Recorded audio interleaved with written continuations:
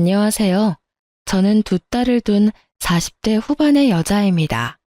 자식에게는 아무리 애정을 쏟아도 늘 미안한 게 부모 마음이죠. 저 역시 가진 것 없는 부모라서 사랑하는 아이들을 너무 고생시킨 것은 아닌가 하는 생각으로 오래도록 지내왔어요. 워낙 준비도 없이 이른 나이에 결혼했고, 그마저도 빚이나 다름없던 탓에 신혼을 즐길 여유조차 저희에게는 허락되지 않았어요. 정말 친정 부모님의 희생이 없었다면 그마저도 쉽지 않았을 거예요. 친정엄마가 우리 부부를 물심양면으로 돕겠다고 나서주신 덕에 이악 물고 버틸 수 있었어요. 아이가 생긴 후로는 저를 대신해 다니던 직장까지 정리하고 육아에 전념해 주어서 제가 경력 단절 없이 쭉 직장 생활을 할 수 있었으니까요. 동갑내기인 남편도 첫째가 태어난 후로는 평일에는 공장에서 생산직으로 근무하고 주말에는 일용직으로 막일을 하며 쉼없이 지냈어요. 그리고 밤에는 잠을 줄여가며 공부해 결혼 5년 만에 세무사가 되었답니다. 어디 가서 남편이 세무사라고 말하면 돈 관리 걱정 없겠다. 능력 있고 돈 잘 버는 남편 뒀다. 이렇게 말하곤 하더라고요. 저도 남편이 평생 직업을 얻었다는 것만으로도 앞날이 탄탄대로일 거라 믿었어요. 주변 분들이 많이 축하해 주셨지만 유독 시아버지께서 이 소식에 뛸 듯이 기뻐하셨어요. 아버지, 엄마, 나 이제 공장 일도 막일도 안 해도 돼요. 이제 번듯한 직업이 생겼다고요? 이제 고생 끝이에요, 끝. 장하다 아들아.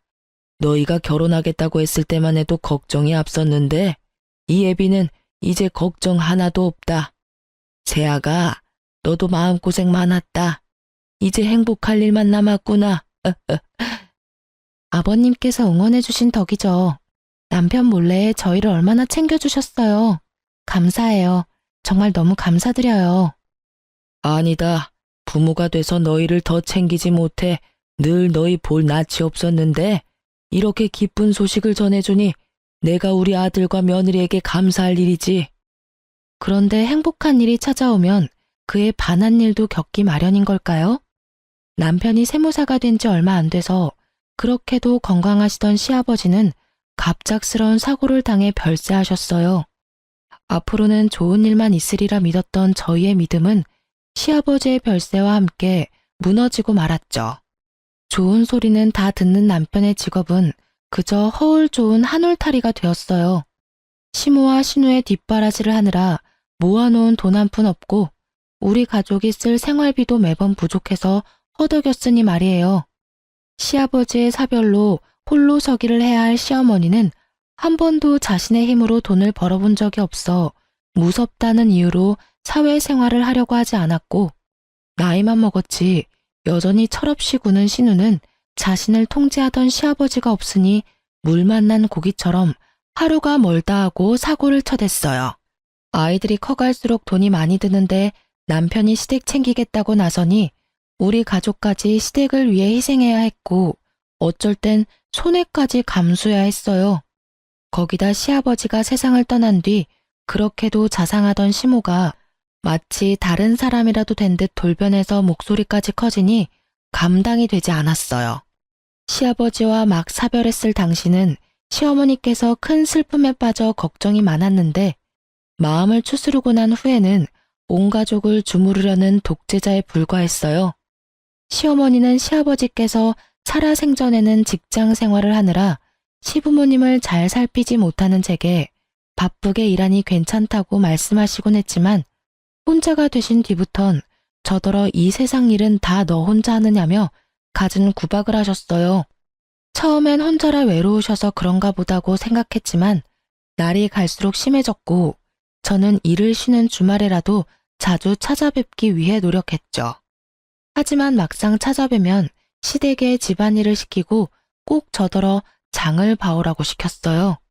그런데 황당한 것은 장본값이 20만 원을 넘지 않는 날에는 뭘 해먹으라고 이리 장을 보다 말았냐며 잔소리까지 들어야 했어요. 어느새 시어머니에게 우리 부부는 돈 나오는 기계가 되어버린 거예요. 이 문제로 우리 부부는 날이 갈수록 부부싸움의 횟수가 늘었고 그때마다 남편은 자신이 더 노력하겠다는 말뿐이었어요. 그럴수록 저는 화가 쌓여갔고 결국 참지 못하는 상황에까지 이르고 말았어요. 저희 부부를 대신해 아이들을 챙겨주는 친정 부모님께 경제적 여유가 조금 생긴 후에야 작지만 매달 용돈을 챙겨드릴 수 있었어요. 하지만 남편이 시댁을 챙기기 시작하면서 그나마 챙겨드렸던 용돈까지 줄였는데 나중에는 저더러 몇 달만 친정 부모님께 드리는 용돈을 끊자는 겁니다. 이게 말이나 되는 소리인가요? 시댁에 생활비 대느라 친정 부모님께 나가는 몇십만 원을 아까워한다뇨. 저는 결국 남편을 대신해 이 문제를 해결하기 위해 시댁에 찾아갔어요. 어머님, 연락도 없이 찾아와 이런 말씀까지 드리게 돼서 죄송하지만 남편이 챙겨드리는 생활비 대신 매달 용돈으로 드릴까 해요. 어머님께 드리는 생활비가 적은 금액은 아니라 기간이 길어지니 저희에게 부담이 돼서요. 제 말이 어머님께 서운함으로 남지는 않았으면 좋겠어요. 예, 너희가 생활비를 줬으면 얼마나 준다고 그러니? 네 시아비가 벌어다 준 돈의 절반밖에 안 되는 액수야. 나도 원래 씀씀이 줄이고 버티면서 사는 건 모르니? 누가 들으면 돈 1,000만 원은 주는 줄 알겠구나. 저희 네 식구 한 달 생활비만큼 어머님께 드린다는 거 아시잖아요. 맞벌이로 지내는데 외벌이와 다를 게 없을 정도라고요. 아가씨가 사업한다고 벌려놓은 것도 남편이 메꾸느라 진이 빠진다는 건 모르세요? 자식이면 나이 든 부모 돌봐주는 건 당연한 이치 아니니? 내가 네 시아비 보내고 얼마나 힘들었는지 몰라? 너 지금 너희 사리사욕 채울 돈이 나한테 오니 아깝다 이거니? 응? 얘 웃기는 애네. 너 고작 남들 비 맞추는 상담일이나 하면서 바쁜 척은 다 하더니 그것도 네 시부모 챙기기 싫어서 쇼했던 거지? 그럴 리가요. 저희가 사리사욕 채울 게 뭐 있겠어요. 어머님 말씀처럼 부모를 모시는 건 자식의 도리죠. 하지만 그것도 경제적 여유에 맞게 하는 것 아닌가요? 몇 달 전부터는 남편이 저희 생활비는 제때 주지도 못하고 있어요. 어머님과 아가씨 챙기기 위해 제 자식들에게 부족함을 느끼게 할 수는 없는 거잖아요. 네 자식들 키우느라 내 자식이 도리를 하는 걸 지금 방해하겠다 이 말이야? 참나, 너 지금 돈 번다고 시어머니 앞에서 유세했더니? 어떻게 손주들 운운하며 없는 척을 해? 되바라진 것. 어차피 너랑 결혼 안 하고 있었으면 아들 버는 돈은 다 우리 위에 쓸 돈이었어. 네가 뭐라고 아들이 나 챙기는 걸 참견해? 어머님 말씀대로 저와 결혼 안 했으면 그랬을지도 모르죠. 그런데 지금은 가정이 있는 가장이잖아요. 이걸 따지는 게 무슨 의미가 있나요? 어머님도 이제 자식 그늘에서 그만 나오세요. 당연하다는 듯 저희에게 도움만 받고 계시지 마시고요. 앞으로는 이전에 챙겨드린 생활비 대신 용돈으로 챙겨드릴 테니까 생활비는 이제 어머님과 신우가 해결하면 좋겠어요. 너 내가 웃음니? 어떤 며느리가 시어미한테 밖에 나가 일을 해라 마라 간섭을 해. 그렇게 너희 생활이 쪼들리면 네가 주말에도 사돈한테 애들 맡기고 나가 일하면 되는 거 아니니? 좋아. 네가 주말에도 일하면서 지내는데도 생활이 힘들면 그땐 생활비로 200만 원씩만 보태라. 더는 양보 없다. 그런 줄 알아. 어머님께서 저희 아이들을 돌봐주시는 것도 아닌데 그럴 수는 없죠. 매달 저희 친정 부모님께 드리는 용돈만큼 1원도 차이 없이 드릴게요. 저희도 지금보다 열심히 해서 나중에 부족함 없이 챙겨드릴 수 있도록 할게요. 예, 내가 왜 사돈댁과 같은 액수의 돈을 받아야 하니? 내 아들이 너보다 돈을 더 잘 버는데. 그리고 애들 사교육비로 나가는 돈만 100만 원은 된다고 들었다. 애들이 뭘 안다고 그 큰 돈을 써? 이참에 애들 학원을 끊어라. 그리고 그 돈을 네가 주려는 용돈에 얹어서 주렴. 그럼 이렇게 말싸움 안 해도 되고 얼마나 좋니? 머리 조금 굴리면 될 일을 왜 무식하게 구는지 원. 아무리 그래도 친할머니라는 사람이 애들에게 나가는 돈까지 탐내다니. 이건 이해의 범위를 넘어섰다는 생각밖엔 들지 않더라고요. 저는 시어머니의 말에 너무 기가 차고 분노가 치밀어 올라 부양가족인 신우더러 정신 차리고 직장을 알아보게 하면 되지 않느냐고 버럭 소리를 쳤어요. 시어머니도 눈이 뒤집혀서는 신우 앞길을 막으려고 한다며 맏며느리가 시어미한테 주는 돈을 아까워하는 게 맞냐고 노발대발하며 제 머리채까지 잡았어요. 쇼핑을 다녀왔는지 백화점 쇼핑백을 양손 가득 들고 귀가한 신우가 저와 시어머니를 말려 간신히 육탄전을 멈췄네요. 하지만 떡하니 찍힌 값비싼 명품 쇼핑백을 보니 개처럼 쓰는 집안 뒷바라지나 하려고 정승처럼 벌었나 하는 생각에 억울함이 밀려왔어요. 제 고생이 다 남의 식구를 위해 한 것만 같았거든요. 그날 밤 제가 시댁에 다녀왔다는 사실을 알게 된 남편은 어떻게 자기 가족들에게 무례하게 굴 수 있냐며 장남이 집안을 책임져야 하는 거 아니겠냐고 끝까지 저를 설득하려 들었어요. 내가 더 열심히 하겠다고 얘기했잖아. 부부 사이에 그런 믿음도 없이 냅다 우리 집에 찾아가서 그렇게 말하면 누가 좋겠어? 내가 장모님께 드리는 용돈을 평생 끈차는 것도 아니고 몇 달인데 그게 우리 엄마를 찾아가서 따질 정도로 큰일도 아니잖아. 뭐? 큰일이 아니야? 당신은 당신 낳아준 부모만 중요해? 막말로 지금 상황에선 당신네 집안이 짐처럼 느껴지기밖에 더하냐고. 어머님께서 우리 애들을 하루라도 봐준 적이 있어? 매번 말로만 고생한다고 하셨지 우릴 위해 뭐 하나 신경 써주신 적 있냐고. 내가 한두 달도 아니고 언제까지 당신 이러는 걸 보고만 있어야 하는데. 아버지 떠나시고 엄마 힘들어하는 걸 같이 봐놓고도 넌 어떻게 이리도 매정하냐? 장모님이 혼자가 돼도 이럴 수 있어? 적어도 당신처럼 미련하게 굴진 않겠지. 엄마가 어머님처럼 자식 그늘에 숨어만 있으려 하지도 않으실 거고. 우리 애들 앞으로 나가는 돈을 아껴서 주라는 할머니가 어딨어? 나 이제 더는 잠자코 못 있어. 우리 코가 석자야. 제발 정신 좀 차려. 여보, 힘든 건 나도 너무 잘 알아. 하지만 내 가족도 이해 좀 해주라. 당신이 가장이자 장남이라고 생각해봐. 나라고 편하겠어? 매일이 전쟁이야. 당신만이라도 좀 내 편에 서서 이해해줘야 나도 숨 좀 쉬지. 당신까지 이렇게 몰아붙이면 나는 어떡하냐? 어? 남편은 역시나 본인이 장남으로서 최대한 역할을 해야겠다며 고집을 부렸어요. 자기도 매일 힘들게 버티는 거라며 아내인 제가 힘이 되어줘야 하는 것 아니냐는 남편에게 제가 무슨 말을 더 하겠어요. 저는 제가 번 돈은 절대 시댁에 쓰이지 않는 것을 약속받고 매달 드리는 생활비도 100만 원만 드리는 걸로 남편과 이야기를 끝냈어요. 그리고 얼마 뒤 남편이 보낸 생활비가 줄어든 것을 본 시어머니는 그 돈으로 어떻게 살라는 거냐며 난리를 쳤어요. 적어도 200만 원은 줘야 빠듯하게라도 둘이 먹고 살지 않겠냐면서 남편에게 우는 소리까지 하더라고요. 남편은 그런 시어머니의 모습에 안절부절 못했지만 저는 절대 굽히지 않았어요. 그러자 도끼 가득 찬 눈빛으로 저를 쏘아보며 바늘로 찔러도 피 한 방울 안 나올 거라며 막말을 퍼부었죠. 그 후 시어머니는 대놓고 저를 더욱 홀대하기 시작했고 나중에는 시댁에 발도 못 들이게 출입을 막았어요. 이게 이렇게 멸시받을 정도의 문제인가 하는 생각이 끝도 없이 들었지만 좋은 게 좋은 거라고 차라리 잘 됐다 싶어 굳이 관계 개선을 하기 위한 노력은 하지 않았어요. 안 좋은 사이일수록 멀리하는 게 서로 좋잖아요. 어차피 미움받은 김에 저는 정말 며느리로서 최소한만 하며 그렇게 지냈어요.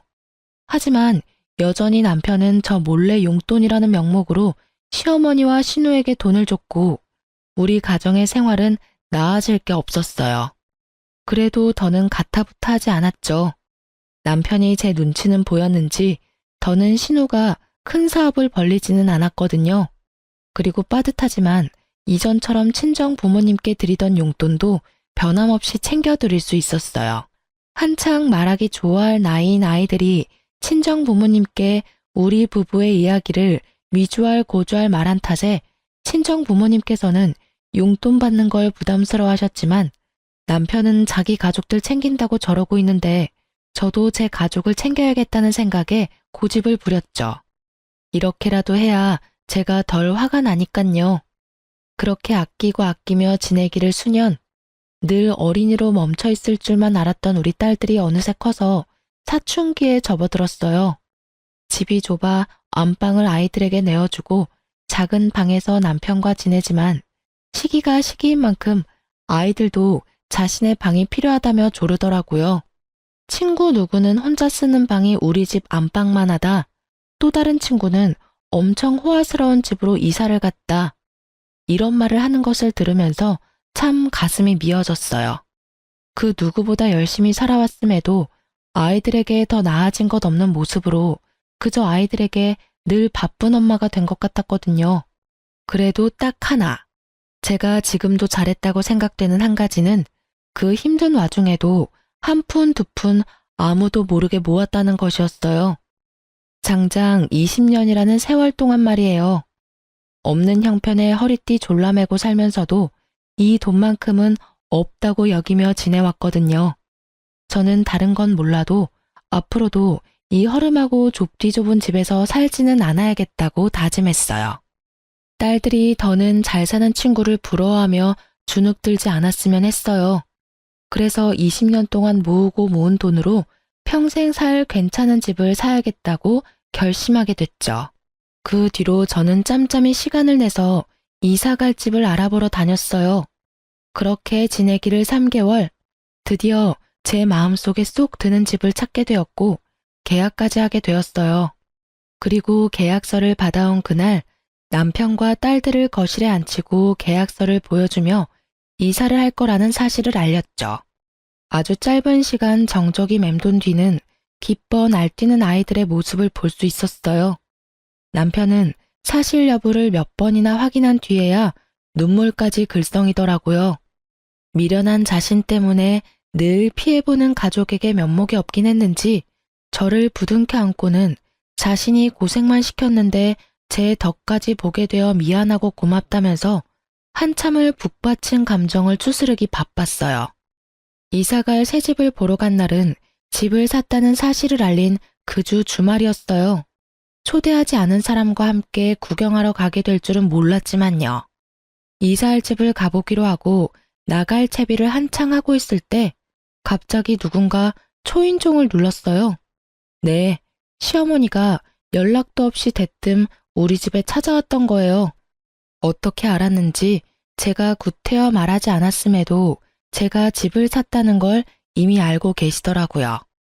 더 웃긴 것은 저를 못마땅해 하며 시댁엔 오지도 못하게 했던 분이 제 돈으로 집을 마련했다고 하니 어쩜 그렇게 다른 사람처럼 저를 대하시던지 남편에게나 보여주던 살가운 모습으로 제 이름을 사근사근 부르며 말하는데 당혹스럽기까지 하더라고요. 예, 지우 엄마야. 그간 고생 많았다. 우리 며느리가 이렇게 능력 있고 알뜰한 애였다는 걸 다시 한번 새삼 깨닫는구나. 어쩜 이렇게 기특한 며느리를 뒀을까 싶다니까. 아, 어머님, 무슨 그런 말씀을 하세요. 이전엔 저를 그렇게나 미워하셨잖아요. 어머, 내가 언제 널 미워했어? 그냥 시댁을 챙기는 게 부담스럽다는 말에 내가 상처를 조금 받아서 서운했던 거지. 내가 섭섭한 마음에 내게 모나게 굴었던 점은 마음에 담아두지 말렴.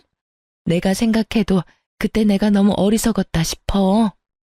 그래, 엄마. 서운할 수 있지만 그래도 우리 다 가족인데 좋게 풀려서 다행이다. 엄마가 그렇게 먼저 말씀해 주시니까 지우 엄마도 마음이 좀 풀릴 거야. 우리 가족 화목한 분위기 너무 좋다. 이사 가려니까 가족 사이도 더 돈독해지려나 봐. 먼저 그렇게 말씀해 주시니 제가 몸둘 바를 모르겠네요. 그래도 용기 내서 좋은 말씀도 해주시고. 앞으로는 모나게 굴지 않으마.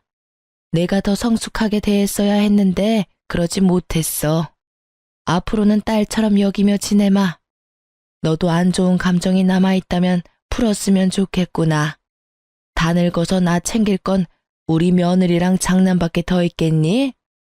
너희 부부가 노후를 보낼 소중한 공간이니 내가 꼭 한번 가보고 싶어서 이렇게 왔는데 불편해하지 않았으면 하구나. 그럼 어서 더 늦기 전에 출발하는 게 어떻겠니?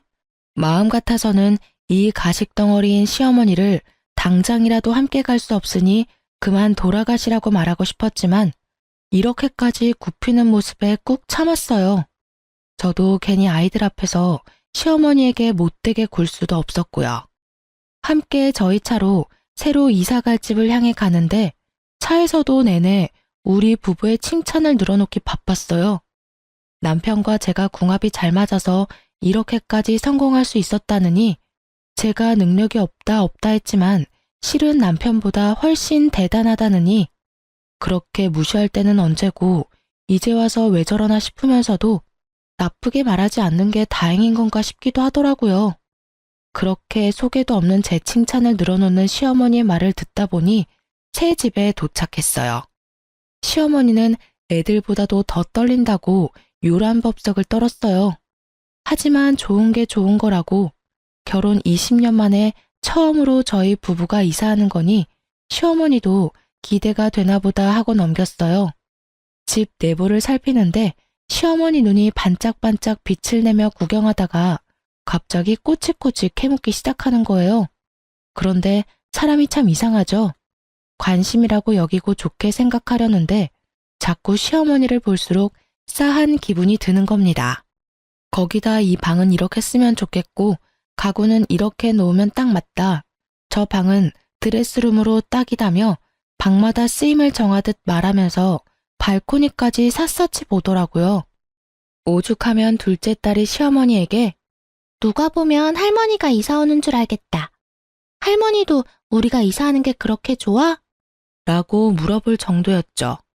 그 말을 들은 시어머니는 들뜨는 걸 어쩌겠냐며 호탕하게 웃으셨어요. 실로 새 집을 보고 돌아온 이후 큰 사건 없이 평안한 일상을 보냈어요. 시어머니가 저를 대하는 태도까지 시아버지가 살아계실 때처럼 살가워지더라고요. 그래서 집 구경을 갔던 날 느꼈던 그 불안한 기분은 틀어진 관계에서 비롯된 제 착각이었나 싶더라고요. 지금 생각해보면 착각이길 바랬나 싶네요.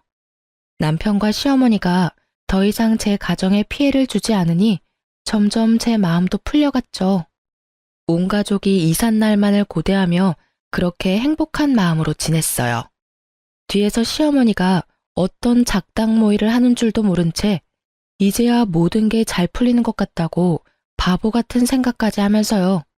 그러나 어김없이 우리 가족의 이사 당일 문제가 터지고 말았습니다.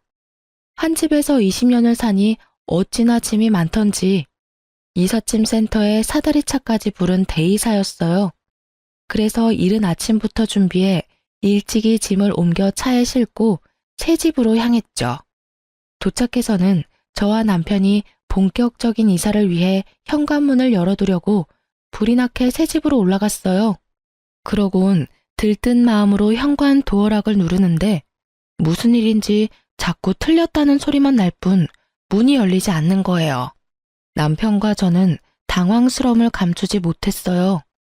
저번 집 구경을 왔을 때 우리 가족만 알 수 있도록 비밀번호를 바꾸고 여러 차례 확인까지 했기 때문에 부동산에 물어볼 수 없는 노릇이었거든요. 남편과 제가 번갈아 해보았지만 굳게 닫힌 문은 열리지 않았고 5번 정도 틀리니 처음 듣는 소리가 한참을 울리다 멈췄어요. 그런데 그 소리가 멈추고 5분쯤 흘렀을까요? 절대 열리지 않던 현관이 안에 있는 누군가에 의해 맥없이 열렸고 곧 집에서 나온 사람을 보고 저는 기함했어요. 마치 자기 집인 듯 누가 이렇게 시끄럽게 하냐며 성이 잔뜩 난 목소리를 하며 나온 사람은 바로 신우이였죠. 그렇게 뻔뻔하게 우리 집에서 나와서는 한다는 말이 가관이었어요. 누가 아침부터 이렇게 시끄럽게 굴어? 뭐야, 오빠랑 새언니네? 이른 아침부터 무슨 일이에요? 남의 집 도어락은 왜 그렇게 눌러대서 사람 잠을 다 깨워요? 아가씨가 왜 내 집에서 나와요? 이게 다 어떻게 된 일이에요? 도대체 어떻게? 누가 보면 진짜 언니네 집인 줄 알겠네. 상황 파악이 안 되나 본데 지금 내 집에 쳐들어오려는 모양새인 거 모르겠어요? 그게 무슨 소리야? 분명 엄마도 우리가 이사올 새 집이라고 같이 구경까지 왔었는데 너 지금 이게 뭐 하는 짓이야? 어떻게 이렇게 앙큼한 짓까지 하실 수 있지? 어쩐지 사람이 갑자기 변하면 죽을 때가 된 거라던데 왜 그렇게도 미워하고 나에게 갑자기 태세 전환을 했나 했더니 이런 꿍꿍이었어. 아가씨, 당장 내 집에서 나가요. 나가라고요. 당신 그게 무슨 소리야? 꿍꿍이라니. 당신은 지금 상황 파악이 안 돼? 어머님이 우리랑 같이 구경하겠다며 왔던 날 다 이러려고 따라왔던 거잖아. 나한테 입 바른 소리까지 해대면서 띄워주고 안심시켰던 게 다 신우한테 우리 집 뺏어서 주려고 했던 거라고. 진짜 지긋지긋하다. 아가씨, 뭘 구경하고 서 있어요? 당장 짐 챙겨서 돌아가라니까요. 내가 왜 그래야 하는데? 여기 내 집이야. 내 집이라고. 세연이나 다시 그 허름하고 좁아터진 집으로 돌아가요. 내 집에 한 발짝이라도 들어오면 주거 침입으로 신고할 줄 알아?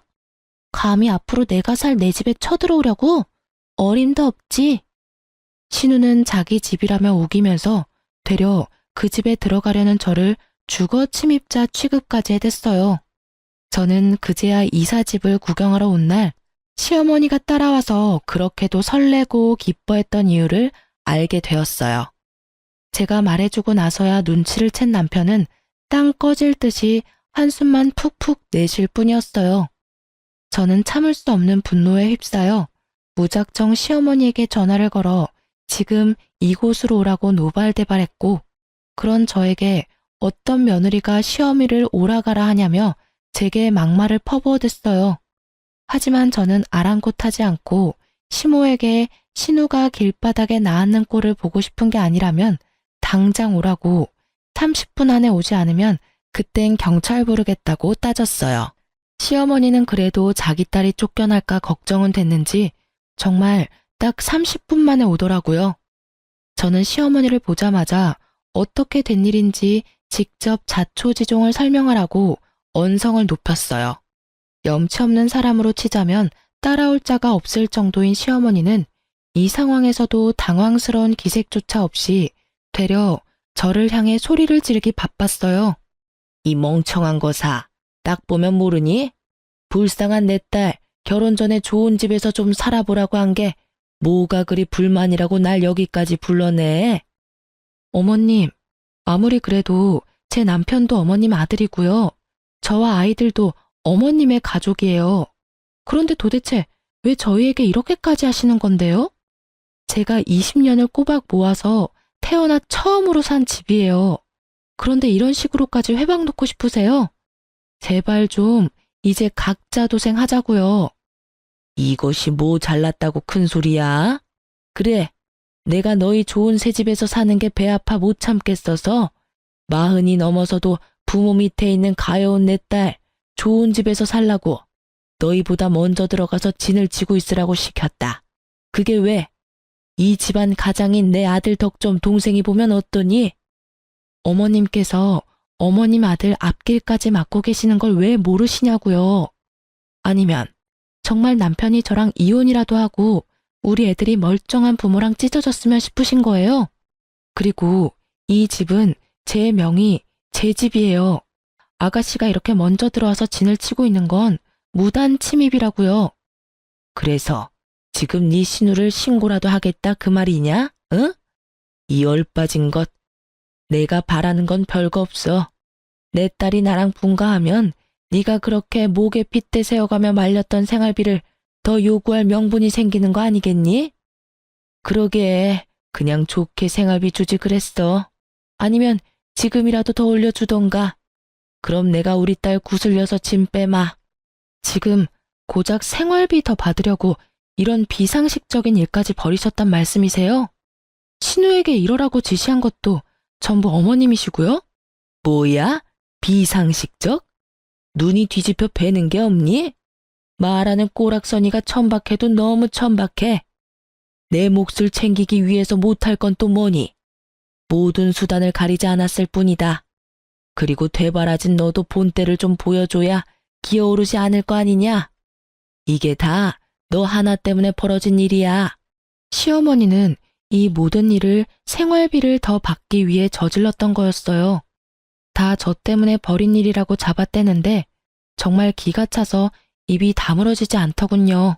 신우가 우리 집으로 들어온 게 전부 시어머니가 이 집에 눌러 앉아 있으면 다 신우 것이 된다고 꼬셨고, 멍청한 신우는 자신에게 집이 생긴다는 말에 사리분간 못하고 신나서 자기 짐을 풀고 지내고 있었던 거죠. 그런데 더 문제는 이삿짐 센터 직원들이 더는 지체할 수 없다고 어떻게 할 거냐며 불만을 토로하기 시작한 거예요. 신우는 이때다 싶었는지 깨끗하고 넓은 이 집이 마음에 쏙 든다고 절대 나갈 수 없다며 드러누워 시위까지 벌이는 겁니다. 이런 중대한 일에 애도 아니고 말도 안 되는 떼를 쓰는 게 맞는 건가요? 저는 하는 수 없이 이삿짐 센터에 양해를 구하고 다음 날로 이사를 미룬 뒤 직원들을 돌려보냈어요. 그리고 시어머니와 신우에게는 내일 짐 풀기로 했으니 오늘 중에 당장 이 집에 있는 신우의 짐을 전부 빼서 시댁에 다시 가져다 놓으라고 엄포를 놓았죠. 하지만 저를 우습게 하는 시모와 신우는 제 말에 콧방귀 끼며 안 빼면 어쩔 거냐고 비아냥대기까지 했어요. 정말 머리가 지끈거리고 심장이 터질 것처럼 화가 치솟았는데 더욱 저를 미치게 만드는 건 이 상황에서도 여전히 큰 소리 한번 제대로 못 치고 입을 꾹 다물고 있는 남편의 모습이었어요. 내가 이런 꼴이나 보자고 이런 정신 빠진 시댁을 가족이라고 뒀나. 부당한 대우에도 부모라고 입 한 번 뻥긋하지 못하는 덜 떨어진 남편을 앞으로 뭘 믿고 살아야 하나 하는 생각들이 물밀듯 밀려왔는데 하필 그때 눈치 없이 떠든 신우의 혼잣말이 제 귓속에 꽂혔어요. 남 비위나 맞추며 굽신대는 일하면서 번 돈으로 집 마련한 게 뭐 자랑이라고 나더러 나가라 말아야? 자기가 내 오빠 아니면 능력 있는 남자를 만날 수나 있는 줄 아나. 우리 오빠가 세무사가 됐으니까 푼돈이라도 한 푼 두 푼 모아서 이 집 산 거면서 원래 없이 살았으니까 주제에 맞게 그 집에서 쭉 살지 무슨 이사를 하겠다고. 저는 신우의 말에 머리보다 몸이 먼저 움직여 신우의 머리채를 잡고 말았어요. 결국 신우와 시모를 상대로 몸싸움까지 벌이게 되었고 남편과 딸들까지 나서서 간신히 멈췄지만 제 분은 풀리지 않았어요.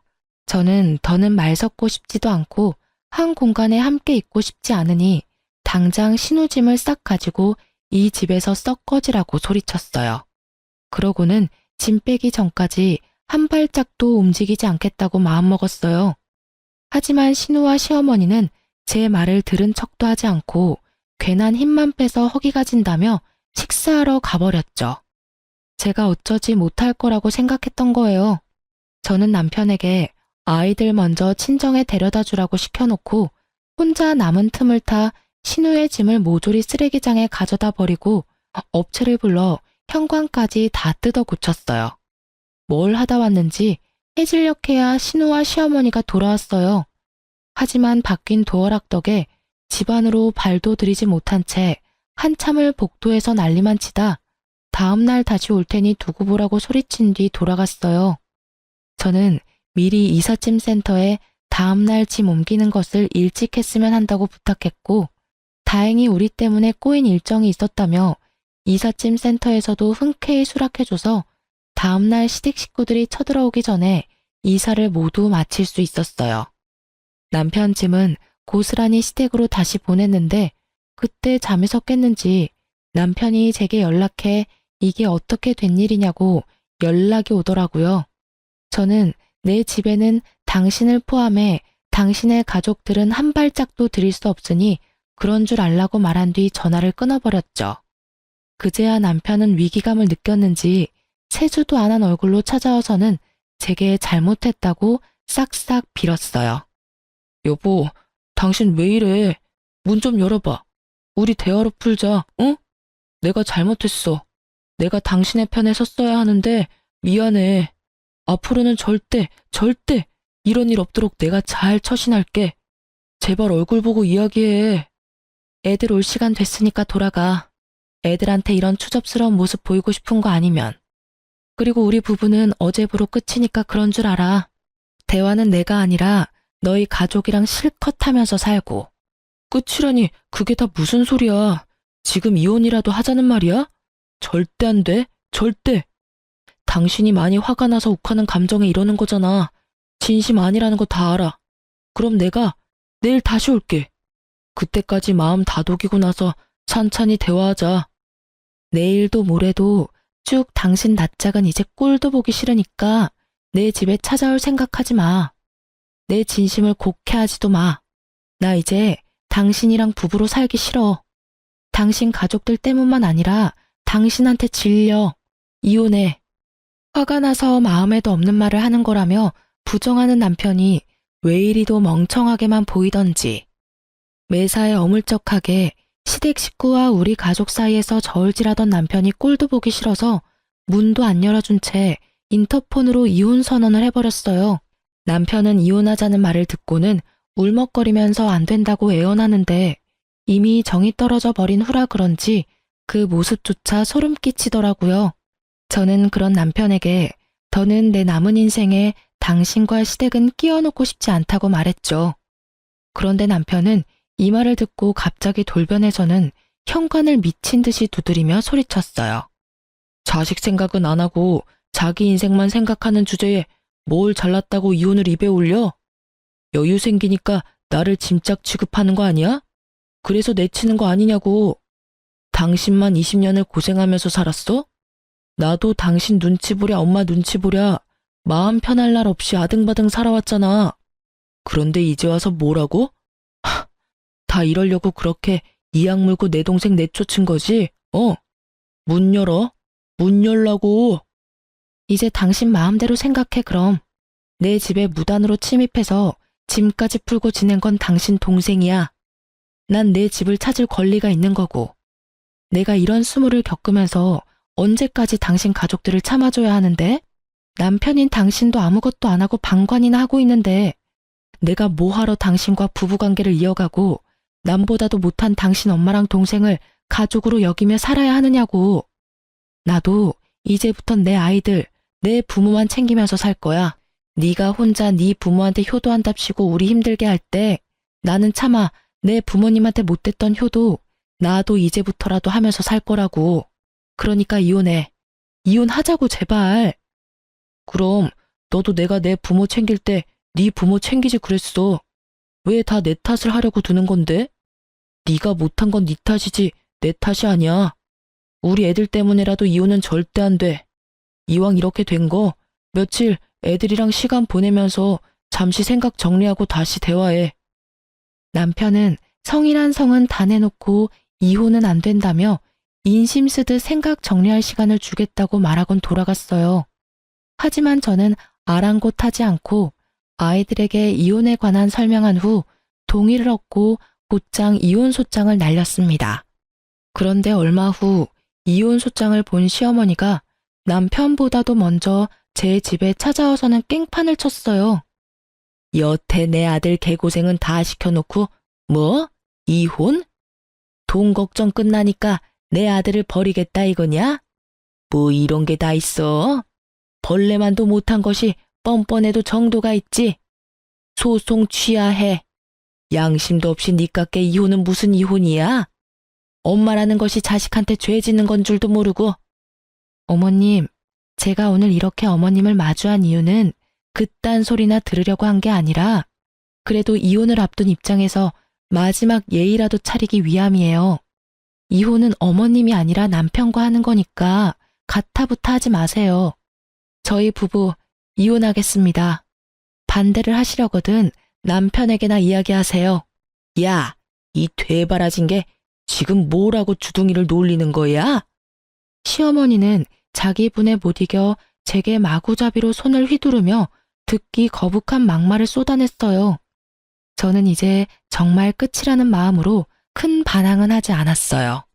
그렇게 한참 동안 저를 괴롭히던 시어머니는 저더러 사람도 아니라며 한 번만 더 이혼 얘기를 들먹이면 그땐 진짜 가만두지 않겠다고 경고하고는 돌아가셨어요. 거울에 비친 제 몰골은 암담하더군요. 하지만 괜찮았어요. 저는 시어머니가 제게 한 막말을 전부 녹음한 파일을 챙겨 병원으로 향했고 치료받은 진단서를 떼서 곧장 시어머니를 신고했어요.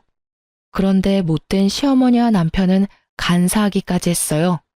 제가 신고했단 사실에 겁이 났는지 남편은 그제야 제게 와서는 앞으로 시모와 신우를 안 보고 살겠다며 약속할 테니 이혼 소송 취하하고 시모를 신고한 것도 제발 합의해달라며 눈물로 호소하더라고요. 시어머니도 다 늙은 자신의 앞날이 걱정됐는지 문제가 커졌다는 것을 알고는 제게 무릎까지 꿇고 손이 발이 되도록 용서를 구하더군요. 그러면서 하는 말이 제가 아들 덕을 보는 것 같아 눈에 뵈는 게 없었다나요? 더 이상 저희 부부에게 돈 달라는 말도 하지 않겠다는 뻔뻔한 거짓말까지 하는데 우습기 짝이 없더라니까요. 뭐든 때가 있는 건데 왜 그걸 여태 알지 못했는지. 처량한 두 모자의 신세를 보고 있자니 한심할 뿐. 긴 세월 겪은 멸시와 차별도 모자라 제가 힘들게 산 아파트까지 공짜로 가져가려 했던 몰상식한 인간들을 용서할 마음은 눈꼽만큼도 들지 않았어요. 그래서 남편과의 일도 시모와의 문제도 법정에서 그 시시비비를 가려 깔끔하게 정리했답니다. 한동안 전남편과 시모가 저를 찾아와 바짓가랑이를 붙들어대는 통에 다른 이유로 골머리가 썩긴 했지만 그래도 통쾌했어요. 그렇게 무시하던 저에게 법이 무서워 애원하는 꼴이라니 말이에요. 거기다 이혼 후 면접 교섭일이면 딸들이 전남편을 만나고 왔는데 그럴 때면 애들이 한숨을 푹푹 내쉬게 물어보니 자기들을 만나러 나온 전남편의 모습이 남루하기 짝이 없어서 마음이 답답하다고 하더라고요. 그런데 나중에야 전남편이 왜 그런 꼴을 하고 나오는지 알게 되었어요. 그게 전부 딸들에게 동정을 사기 위해 쇼를 벌인 것이었죠. 아이들과 있을 때 전남편이 신우와 통화를 하고 온 적이 있는데 애들 앞에서 좀 불쌍하게 보여야 애들이 엄마한테 다시 합치면 안 되냐며 말할 거고 애들 부탁이면 애 엄마도 들어준다며 김칫국 시원하게 마신 둘이었어요. 그 통화 내용을 들은 딸들은 그 후로 전남편에 대한 마음이 돌아서서 전남편을 보고 싶어 하지도 만나지도 않았어요. 연락도 하지 않을 정도로 큰 실망을 하게 된 거죠. 결국 전남편은 괜한 꾀만 부리다 자식들과도 멀어지게 된 거예요. 지금은 제 노력으로 얻은 이 집에서 딸들과 복닥거리며 행복한 나날을 지내고 있어요. 긴 세월 텔레마케터로 일한 덕에 얼마 전 좋은 곳에서 스카우트 제의라는 것도 처음 받아보았네요. 막 이혼했을 당시는 벌이가 넉넉지는 않아 여전히 아끼며 지냈는데 이 기회를 잡아 꽤 높은 직위로 진급까지 한 거 있죠. 이제는 그 누구도 제게 무능하다고 손가락질 못할 만큼 능력 있는 엄마가 되었어요. 아이들에 대한 걱정이 많았지만 제 걱정이 무색할 정도로 우리 아이들은 밝고 씩씩하게 자신들의 삶을 개척해 나가는 중이랍니다. 이전과는 달리 가장의 위치에서 딸들을 믿어주고 또 온전히 응원할 수 있는 이 생활이 참 꿈만 같네요.